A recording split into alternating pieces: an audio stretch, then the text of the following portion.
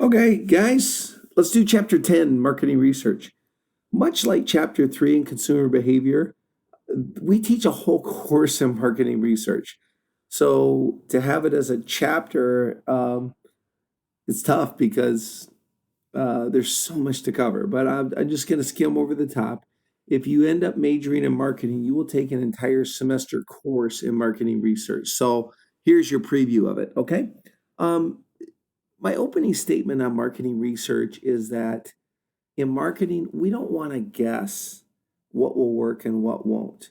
We want to back it with great information and great data.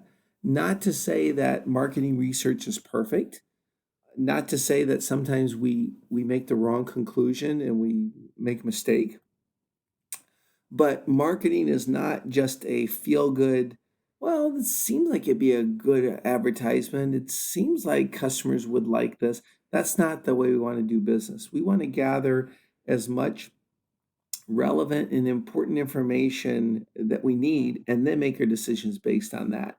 And so that's kind of what the whole industry is about, is making informed decisions and not just guessing what people want or what people think.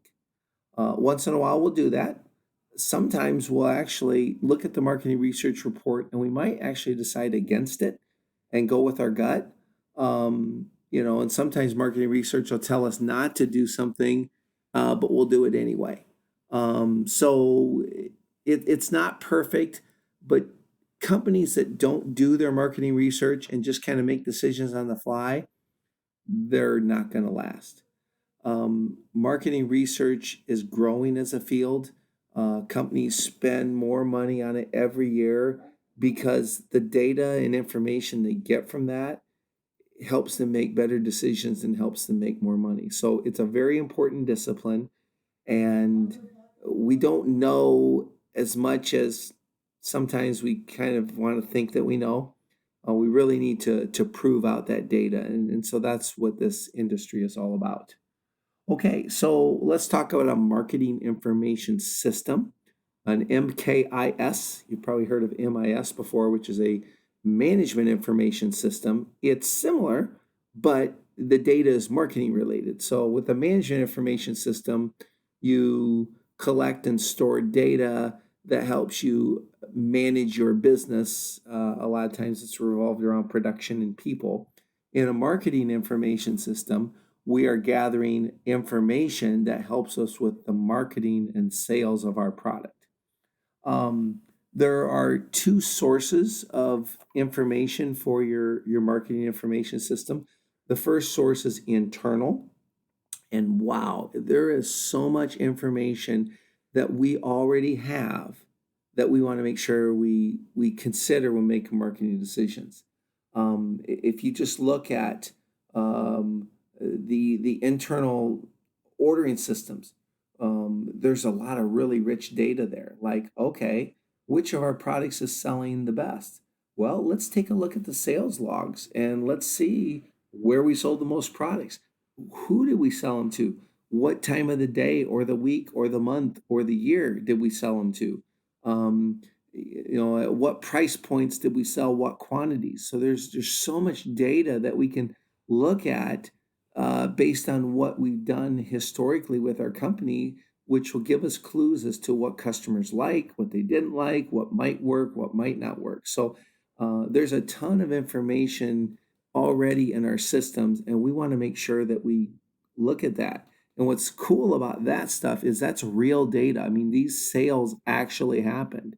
These customer complaints actually were logged, and we did address them. So you're not just looking at, well, I wonder what if that might be like. It's like, no, this is stuff that did happen. And so if we can draw some conclusions from that, it can be really helpful.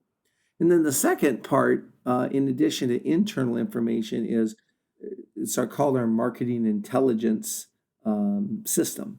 And here is where we kind of go to the outside and we try to learn more things about the market, learn more things about our customer. This is where a lot of our marketing research happens, where we go out and try to figure out what's hot, what's not, what are the trends that are changing, and everything. Marketing research can be used to answer so many questions about marketing. We can learn who our customers are, what they like, what they dislike, what price they're willing to pay for something. We can learn about our competition, what they're offering, what they're having success with, what they're not having success with. Um, we can do research on what's going on in the economy, what's going on with technology, what's going on culturally, socially, and all of that data and information will help us to be successful in the future, or at least we can incorporate that information. All right. There's a term out there called data mining. And with the computer, data mining came about.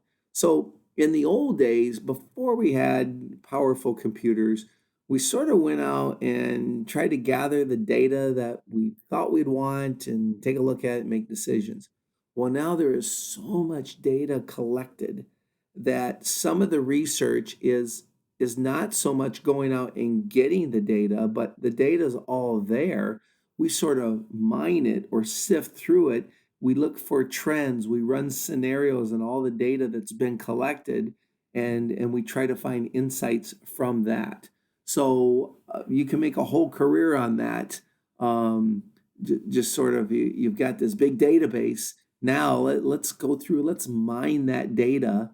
It's kind of an analogy for, like, you're digging into the ground, you're digging into the data and seeing if you can draw some correlations or relationships that might tell you what you should do next or what will work and what won't work.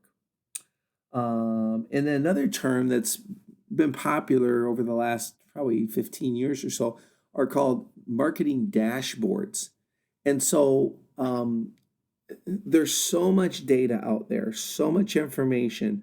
One of the big challenges is, what do we look at and how do we not get down in the weeds and buried in such details that we're missing the important stuff. So when you create a dashboard, what you do is you figure out the information that you sort of want to see every day or every week, and you always make sure that you collect that information. So, for example, a vice president of marketing, she might come in and every day on her computer she pulls up her marketing dashboard, and this might be like, think of like the control panel on your car or like on an airplane. Um, you Let's do the car. That's a little easier to understand. But there's a lot of things going on with your car. But what are some of the more important things with your car? Well, one, your speedometer, right? You got to know how fast you're going so you don't get caught for speeding. Two, your fuel gauge. I mean, you want to make sure you always know if you're getting below an eighth of a tank, hey, I need to go get some more gas. Maybe your engine light, whatever else you consider important there. But the point is when you look at your car dashboard, you could probably see 10 or 15 different things on there that you sort of want to know at all times. How am I doing? How's my engine temperature? How's my speed? How's my fuel? And not that other things aren't important, but you want to narrow it down to the things that you really need to pay attention to. So if we're looking at a marketing dashboard, some of the things that we might want to have up on there, we might want to have what were sales yesterday or last week or last month. We might want to know, let's say we serve 4 different industries. Maybe we want the sales or revenues from the 4 different big industries. Maybe we sell 100 industries, but we want to know how we're doing in the top 4. Maybe we want to know sales activity with maybe our 5 largest customers. Maybe we want a measure of, I don't know, returned items, return sales over $10,000 or something like that. So things that you always just want to keep an eye on, and it sort of gets your attention. And whether it's good or bad, these are things that are important to our business. So once you identify what those things are, put them on your marketing dashboard, measure them all the time, every day, every week, every month, and then just be able to check on it. Sometimes we look at our dashboards like, hey, everything's okay, it's going along, it's fine. Great. Let's move on with the day. But when one of those gets out of whack, or you see something really good or something bad, you might want to just take a little deeper look. Hey, why is that happening? That must be important. And so that's what we do with putting together a marketing dashboard. And so a lot of times your marketing research will help you find the data to fill that dashboard up. Okay, so a big question that comes up is, well, where do you get marketing research? And the short answer is you get it everywhere. Marketing research is all over the place. We already talked before, internal company records. I mean, look at sales logs, look at sales calls sheets, look at your customer service files. You know, if you want to know, gosh, I wonder what the customers are most dissatisfied with, go straight to customer service. Look at the last 100 calls into your customer service department, and you might find that 60 of the complaints were on, you know, broken parts upon, you know, delivery of the product. Okay, isn't that going to give you some insights as to something that you need to shore up or clean up or what customers are concerned about? Absolutely. Um, and in terms of people, we can go a lot of different places. Your employees are a great source of information. They might be talking to your customers. Your salespeople, they're out in the street. They know what's hot with the competition. They know what people want. They pay attention to that because their paychecks depend upon it. We can get marketing research from our competitors. Let's go look at what they're doing. Obviously, we can conduct our own marketing research. We can go out and do surveys, focus groups, interviews. We can observe. You know, marketing research can come from all sorts of places, trade associations. I think I mentioned quite a few of them. So it comes from everywhere. And then most of the chapter, it sounds simple. They just talk about the marketing research process, and there's 7 simple steps. But in each of those steps, I could probably talk for 5 minutes on each step, which I won't plan to, but I'll at least cover them. So, in the process with the steps, here we go.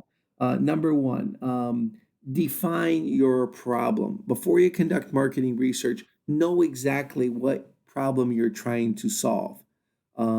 Just get organized. And uh, are you trying to learn about customer likes or dislikes? Are you trying to learn about, you know, business environment issues?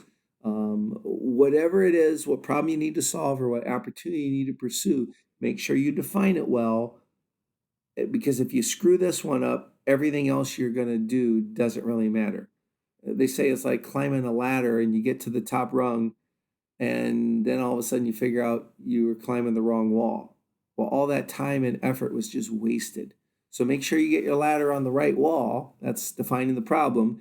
And then we'll go through the steps of getting it done.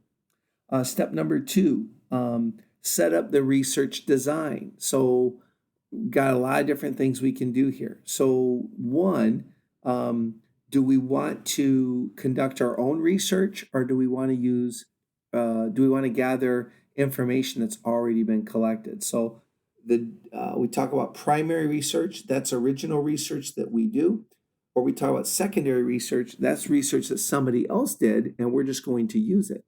So, and there's not a right or wrong answer, you just have to look at the purpose. So the advantages of primary research are you're doing it yourself, so you'll probably design the research and to unveil what you want to know. It's very timely. And if you do it, you can keep the information secret from anybody else, your competition. Uh, on the other hand, it is expensive. It takes time to do it. You may not have the expertise to do it, and it may not be necessary. So let's skip over to secondary research. This is something that somebody's already done.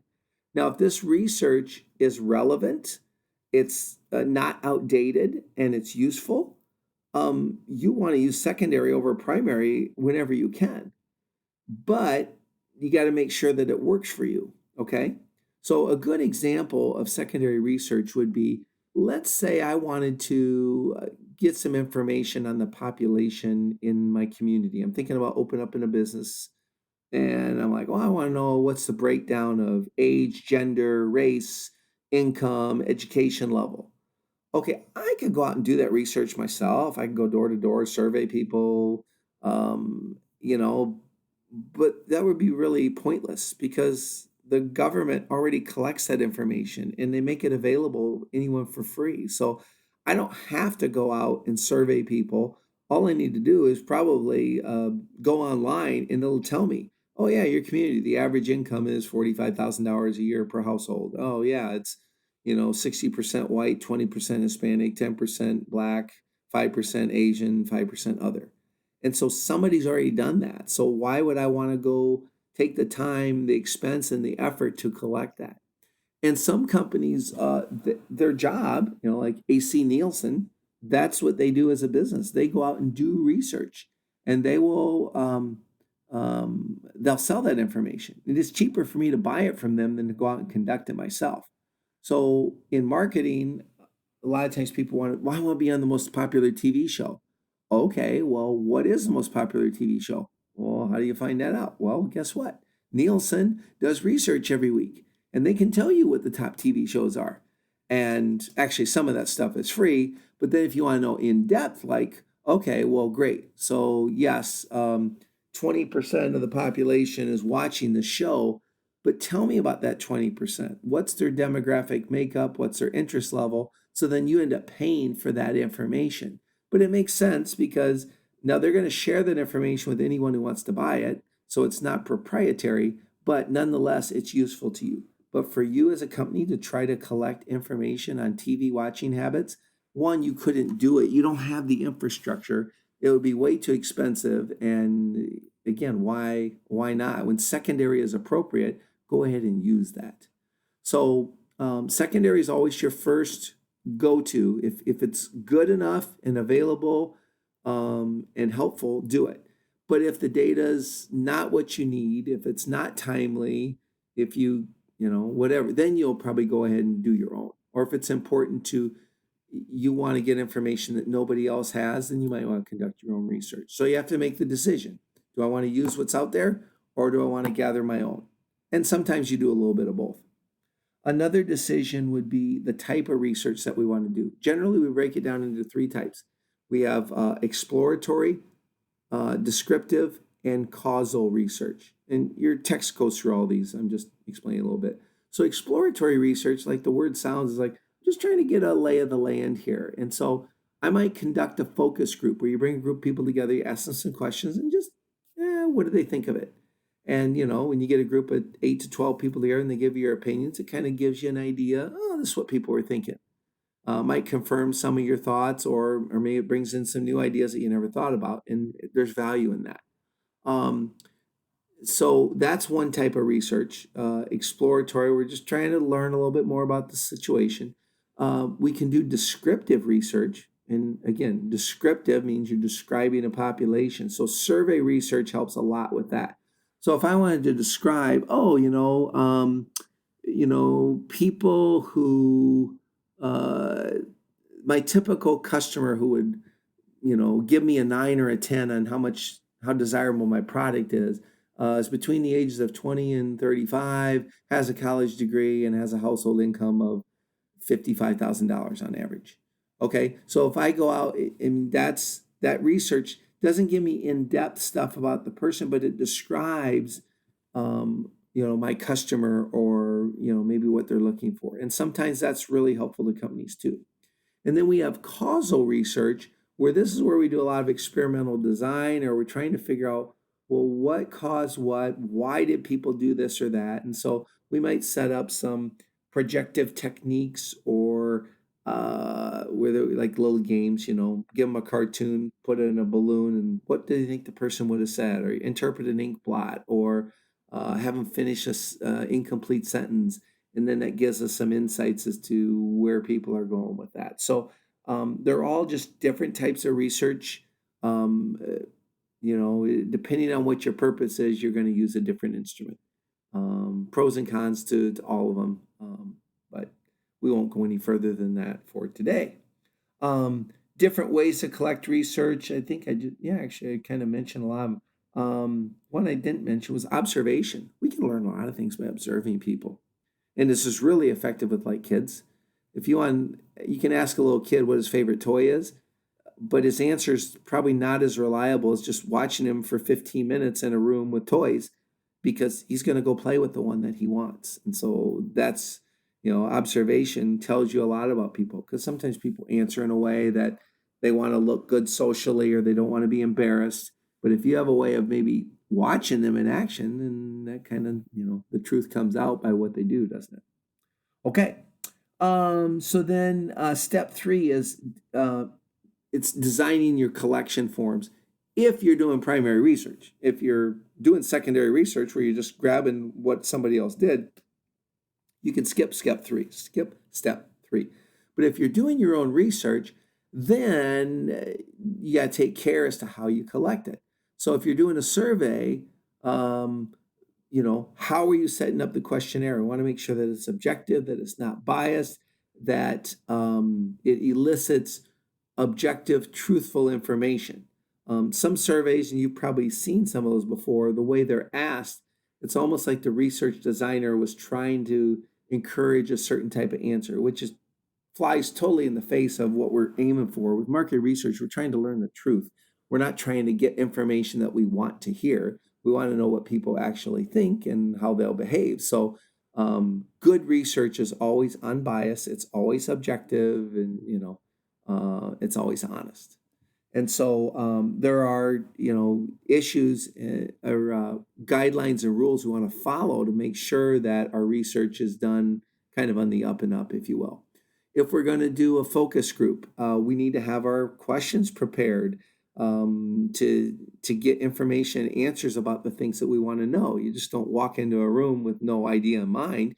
You prepare a moderator guide and you say, okay, I got an hour with these people. I want to make sure I get their opinions on these 5 areas. And so, if you're going to do primary research, you got to get prepared to prepare the instrument to then collect the research. Step 4, sampling. Okay, so most of the time when we do research, we don't interview 7 billion people to find out what people on the planet want.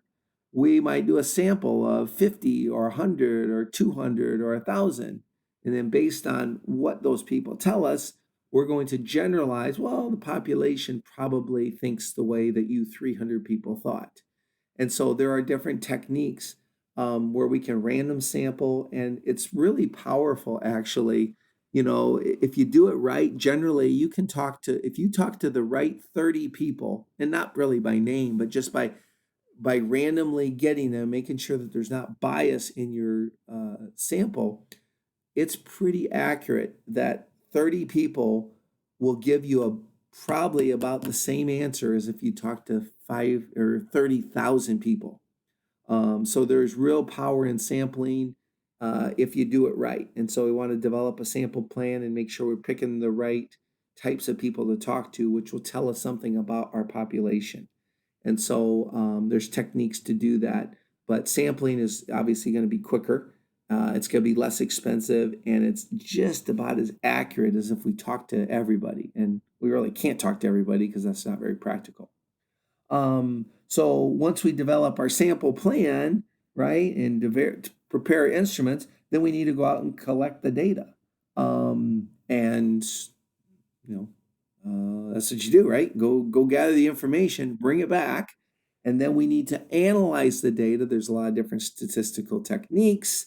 If you've had, well, you guys may not have had it yet, but when you have statistics, you'll work with some of this, and you'll be able to interpret what does this data actually mean. And that's important because if we accurately do this, then we know what we need to do next in marketing. And let's see, then once we analyze our data and we interpret it, the last step, of course, is we need to interpret what this means, and we need to write a report and make recommendations. And I can't believe that we kind of glazed over and talked about marketing research in less than 25 minutes because, like I said, we teach an entire semester course on marketing research, and that's probably still not even enough. But it kind of gives you a feel for what that course is like. So very important in marketing. It costs money to do it, but it like other marketing expenses, it's an investment. If we invest $10 million in marketing research and we do it right, it will probably lead to $50 million in profits. And so this is not an area that you want to ignore. So That takes care of that. All right, I'll get this video posted and have a great day. Bye.